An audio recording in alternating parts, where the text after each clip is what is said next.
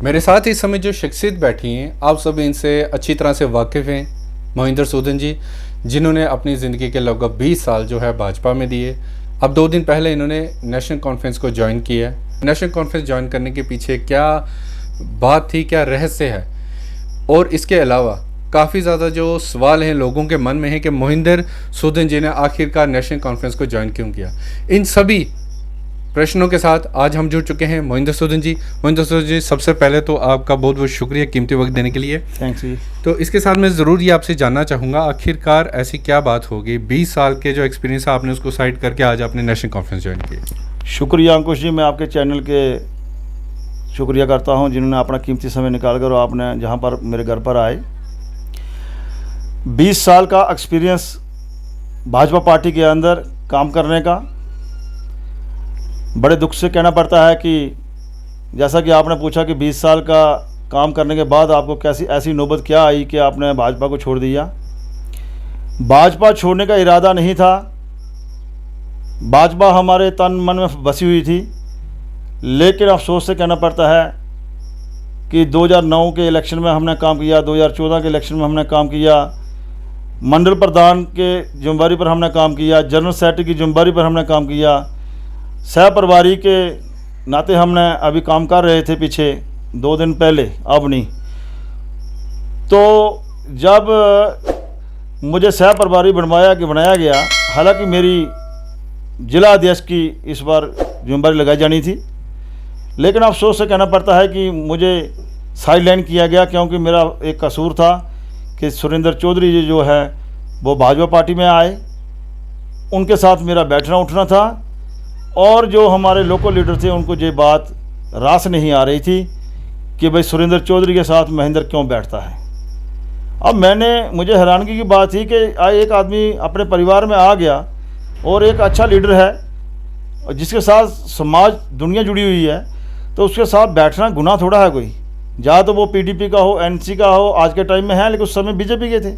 तो किसी other party में हो तो फिर ठीक था कि मैं किसी और पार्टी के लीडर के साथ बैठता हूँ, मेरा बैठना गलत था।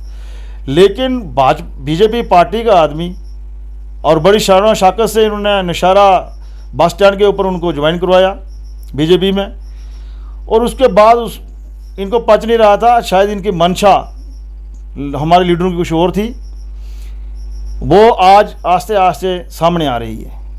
मैं आपको बताना चाहूँगा, आपके चैनल के माध्यम से आपके व्यूअर्स को बताना चाहता हूँ कि क्यों आ रही है। मैं क्यों कह रहा हूँ कि आज 1 लाख की सैलरी राकेश रैना जी छोड़ के भाजपा पार्टी में सेवा के लिए आए हैं।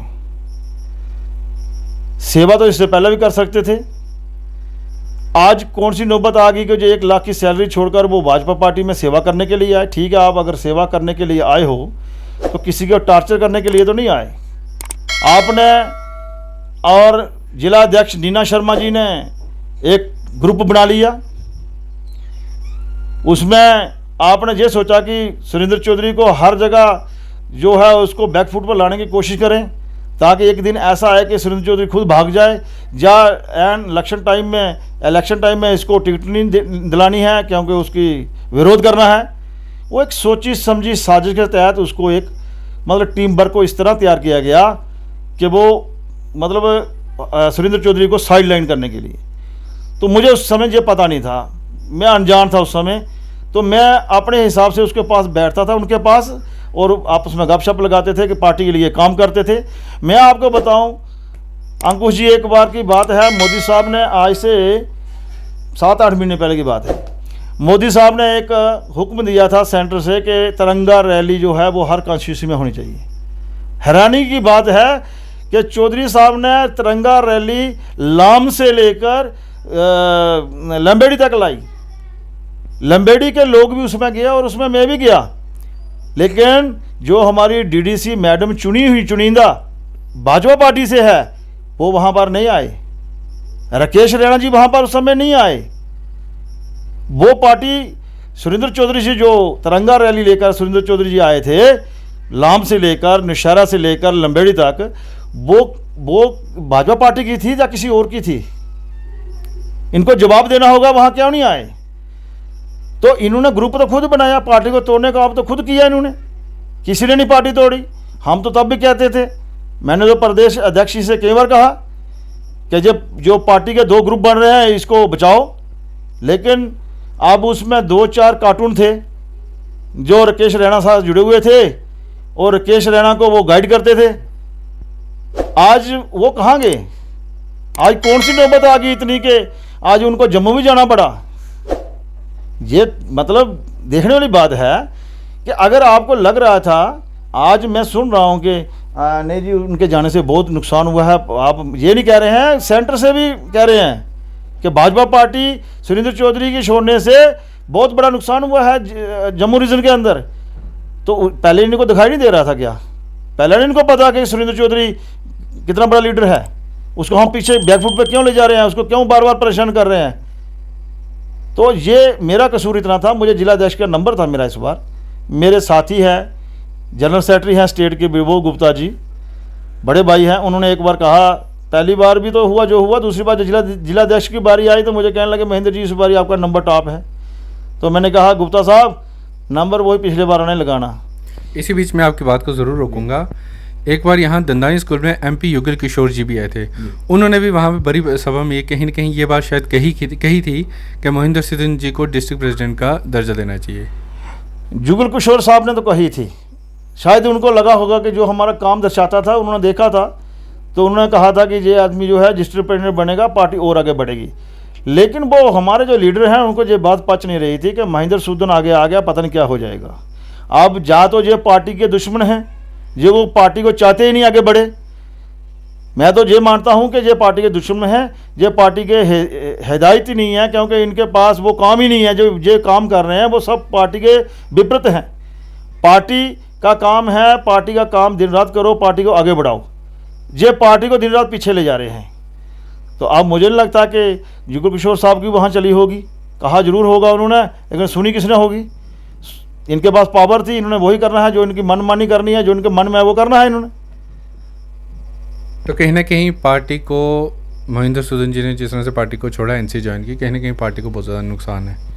देखो मैं अपने मुंह से अच्छा नहीं लगता कहना, लेकिन आपके चैनल के माध्यम से आपको पता लग जाएगा, और मेरे काफ़ी सारे साथी हैं जो इस चीज़ को मानते हैं, लेकिन ये जो लोग हैं, जो लोकल लीडर हैं हमारे, वो नहीं मानते हैं। वो कहते हैं कि किसी के जाने से हमें कोई फ़र्क नहीं पड़ता। जी जी। मैंने कहा कि राकेश रैना जी तो एक बार कह दिया कि मुझे संगठन की ज़रूरत ही नहीं है, ये तो मैं बिना संगठन के काम चला लूँगा।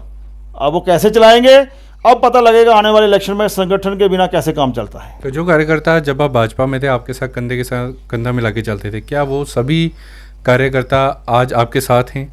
बिल्कुल। मैंने पार्टी ज्वाइन करने से पहले बड़े ग्रुप्स में मीटिंग ली, अपनी जगह बैठे, हम आपने डिस्कस की, और उसमें मुझे पूरा समर्थन मिला कि आप NC में जाओ, हम आपके साथ हैं, और आने वाला समय बताएगा, सभी मेरे साथ हैं, इसमें कोई शक नहीं है। तो कहीं ना कहीं आने वाले जो भी अगर पंचायत के भी इलेक्शंस होते हैं, क्या महेंद्र सूदन जी कड़ी टक्कर देने के लिए तैयार हैं? बिल्कुल तैयार हैं।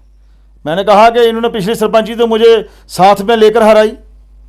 मुझे एक बात बताएं कि ये जो दावा करते हैं कि महेंद्र सूदन, इन्होंने पहले ही मंशा इनकी गंदी थी। मुझे ये बताएं कि 2 नंबर वार्ड है माननीय अध्यक्ष जी की और राकेश रैना जी की और DDC मैडम संगीता शर्मा जी की, पंचायत लिम्बेड़ी ईस्ट की 2 नंबर वार्ड है। वहाँ से मुझे मिले 38 वोट, 38 वोट मिले मुझे। जब इन्होंने इलेक्शन लड़ा इनको मिले 148, वो 110 वोट कहाँ से आए? इसका मतलब है इन्होंने मुझे वहाँ बैकफुट ले जाने की, पहले ही इनकी आज से नहीं, आज से पिछले साल उससे पहले भी चल रही थी कि महेंद्र जी को आगे नहीं आने देना है। अब मेरे में कमी क्या थी वो मुझे समझ नहीं लगी आज तक। मैंने तो दिन रात पार्टी के लिए काम किया। जब अध्यक्ष जी ने इलेक्शन लड़ा तो मैंने दिन रात काम किया था।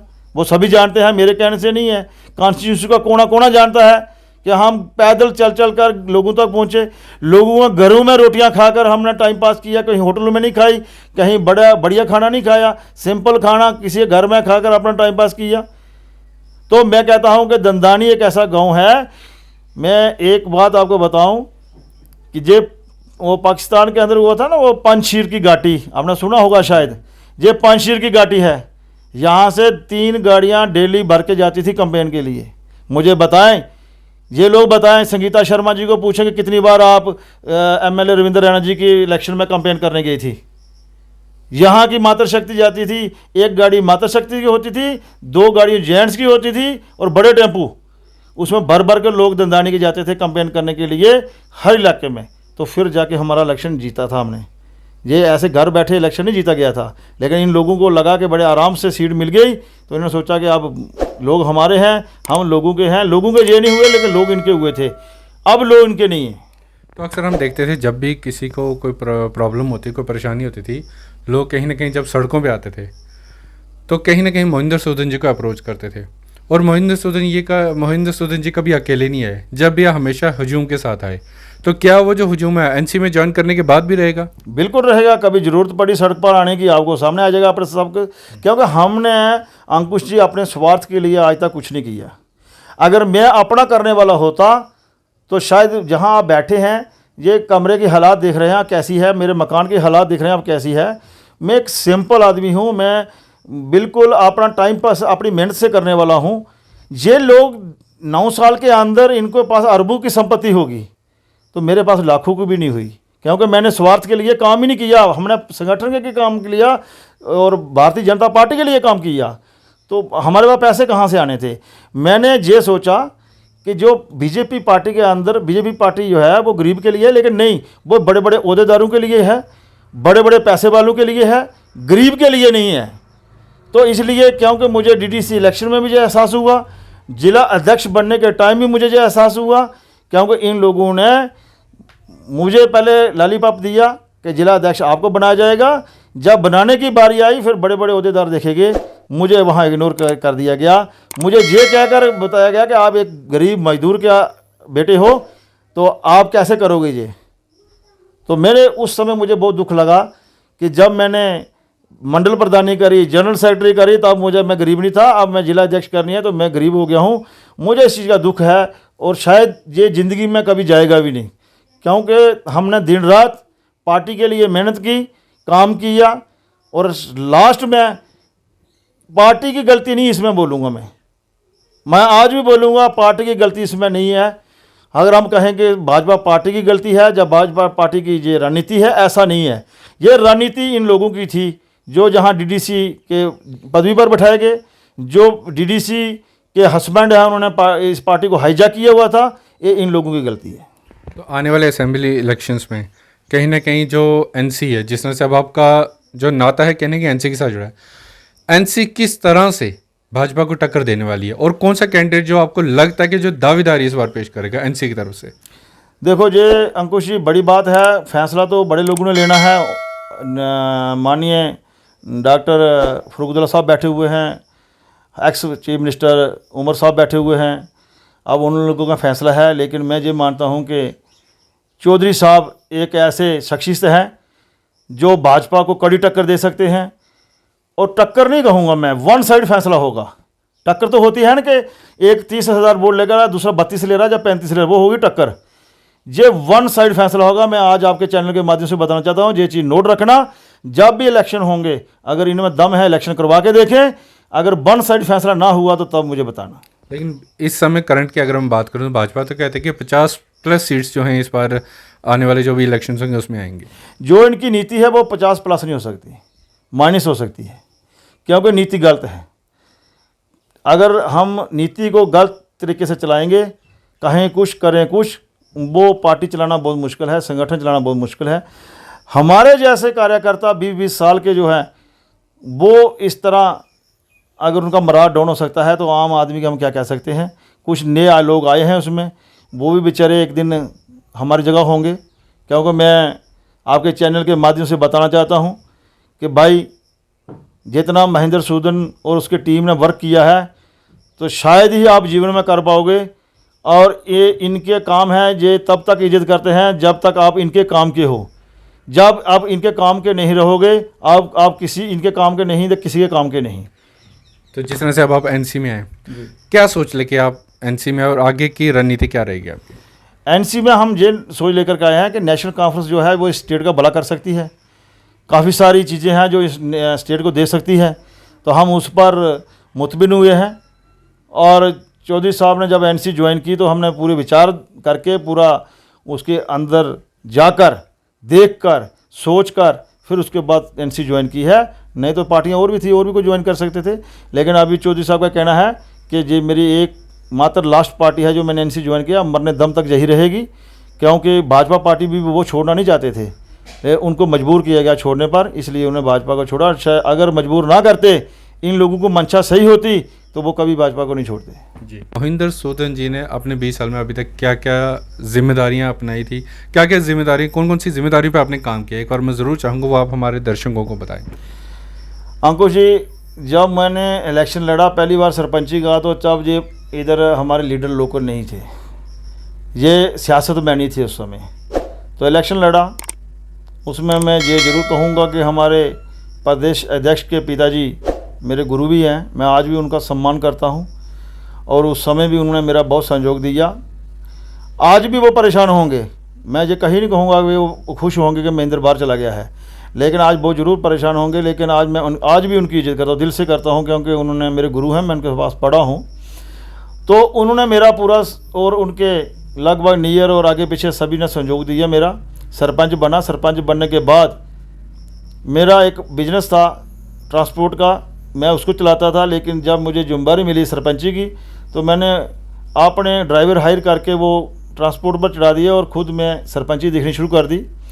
और अपने समय में मैंने जो जो काम किए वो लोगों के बीच हैं आज। लेकिन मैं एक बार जीता हूँ, दूसरी बार इनकी मेहरबानी से मैं हारा हूँ, क्योंकि तब माननीय अध्यक्ष जो है एमएलए इलेक्शन लड़ चुके थे। 2018 में इलेक्शन हुए थे, 14 में इलेक्शन एमएलए के हुए थे। और उसके बाद डीडीसी मैडम जो है, इनकी अपनी वार्ड जो है, जहाँ इनका घर है राकेश राणा जी का, तो इन्होंने वहाँ से ही मुझे मात्र 200-250 वोट में से 38 वोट दिलाए थे। अब जा तो इनकी मंशा नहीं थी महेंद्र सरपंच बने, जब उनकी मंशा ही ठीक नहीं थी, तो कुछ नाराज़गियाँ इनकी थी जो लोगों के, क्यों लोगों को काम करना नहीं था इन्होंने, तो लोगों ने नाराज़गी मेरे पर निकाली और मैं 39 वोट से हार गया। हारने के बावजूद भी मैं पार्टी के अंदर लगा रहा दिन रात और काम करता रहा, और अपनी जो भी सेवा समाज को देने के मेरे लायक थी वो मैं देता रहा, और आज भी दे रहा हूँ। आज भी आपने देखा होगा, आज से 2 महीने पहले एक ट्रांसफार्मर ख़राब हुआ। ट्रांसफार्मर ख़राब होने के बावजूद इनको बोला गया, इन्होंने कोई केयर नहीं की उस पर। हमने वो डिपार्टमेंट को कहकर मंगवाया, जैसे ही उस ट्रांसफार्मर को चढ़ाया और ट्रांसफार्मर वो उड़ गया, ख़राब हो गया दोबारा। डीडीसी मैडम वहाँ आए, तो मैंने उनको बोला, मैडम जी ये जो गाड़ी हायर की है ये हमने अपने किराए पे लाई थी, तो हमारी आपसे विनती है कि आप जो नेक्स्ट गाड़ी आए ट्रांसफार्मर लेके, डिपार्टमेंट की गलती है, तो ये जो गाड़ी आए और इसमें जो इसका कैरेज है वो डिपार्टमेंट खुद दे। उन्होंने कहा ठीक है जी, मैं बोल दूंगी। उनको कहने का हमें ये फ़ायदा हुआ डीडीसी मैडम जी को कि पहले से हमने 200 रुपया ज़्यादा देना पड़ा गाड़ी को किराया। चलो जी, हमारे उधर सोशल वर्कर थे 4-5-6 लोग, बड़े बड़े मौजूदा लोग थे, बाबू नेत्र जी थे, ख्याम जी थे, अजय सूदन जी थे, फौजी आर्मी से रिटायर आए हुए हैं, और भी काफ़ी सारे लोग थे। 4-5-6 लोगों ने हमने मिलके वो कैरेज दे दी। उसके बाद दंदानी सेकंड फिल्टर प्लांट का मसला आया, 22 दिन पानी बंद रहा, तो लोग मेरे पास आते रहे। मैंने कहा भाई अभी आप जाओ, जो चुने हुए लोग हैं उनकी जिम्मेदारी है, अगर वो नहीं करेंगे हम करेंगे, कोई बात नहीं। लेकिन लोग थक गए, हार गए, लेकिन इन्होंने एक नहीं सुनी। लास्ट मैंने एक गाड़ी मैटाडोर हायर की, और जहाँ से लोगों की भरी उसमें मातृशक्ति भी गई। हम नौशहरा तहसील में एसीडी साहब के पास गए, एसीडी साहब ने उसका संज्ञान लिया और डिपार्टमेंट को हिदायत दी। उसके बाद ये फिल्टर प्लांट स्टार्ट हो गया। अगर एक हारा हुआ सरपंच फिल्टर प्लांट को स्टार्ट करवा सकता है, तो क्यों एक जीती हुई डीडीसी क्यों नहीं करवा सकती? काम करना ही नहीं है, लोगों के पास जाना ही नहीं है, कहे कोई इधर से सुनी और इधर से निकाल दी। इस तरह पार्टी नहीं चलती, इस तरह संगठन नहीं चलता। पार्टी के लिए बहुत कुछ करना पड़ता है, अपना नुकसान भी झेलना पड़ता है, जेब से ही देने पड़ते हैं, दिन रात दौड़ना ही पड़ता है, फिर लोगों के बीच लोगों का दिल जीता जाता है। तो मैं आपको दावे के साथ कहता हूँ, इनको मौका दो कि दंदानी गांव से आप लोग इकट्ठे करो, और मुझे भी एक मौका देना, देखता हूँ कौन ज़्यादा करता है। इनकी लोग मानते हैं या मेरी मानते हैं। इनके पास कुछ नहीं है, ये खाली है, खोखले हैं बिल्कुल। बस जो 2-4 महीने इनकी रह गई है डीडीसी वही है, उसके बाद इनको कोई नहीं पूछेगा। तो कहीं ना कहीं महेंद्र सूदन जी कड़ी टक्कर देने के लिए बिल्कुल तैयार हैं और बिल्कुल तैयार। मैदान में आने के लिए तैयार। बिल्कुल तैयार हैं, मैदान में आएंगे। जब आना है तो मर्द की तरह आना है जी, कभी वो लुक छुप के खेल नहीं खेलना है। जब टक्कर लेनी है तो आमने सामने लेनी है, ये सूदनों का काम है। तो जो रोब आपका भाजपा में था वही रोब आपका अभी एनसी में भी होगा। इससे और बढ़ेगा अब। जी जी। क्यों बढ़ेगा? कि इन्होंने वो करके दिखाया जो मैंने सोचा भी नहीं था। अब मुझे दिन रात एक करनी पड़े, नेशनल कॉन्फ्रेंस के लिए मेहनत करेंगे और दिन रात एक करके वहाँ ले जाएंगे इस पार्टी को, यहाँ ये सोच भी नहीं सकेंगे। एक सवाल मेरा हो रहा है, अब जो आपकी लड़ाई है कहीं वो आपकी पार्टी के लिए है या इन लोगों के लिए है? नहीं, देखो बात यह है, पार्टी जिस पार्टी में आना है उससे ईमानदारी के साथ काम करना है। जी जी। क्योंकि दिल में इनकी तरह नहीं है कि दिल में कुछ और बाहर से कुछ और। पार्टी के लिए काम करना है तो दिल से करना है। समाज, मैंने आपको पहले बताया, समाज सेवा के लिए हम हमेशा तत्पर हैं। कोई भी, मैं आपके चैनल के माध्यम से भी बताना चाहता हूँ, मैं अभी एक नेशनल कॉन्फ्रेंस का छोटा सा कार्य करता हूँ।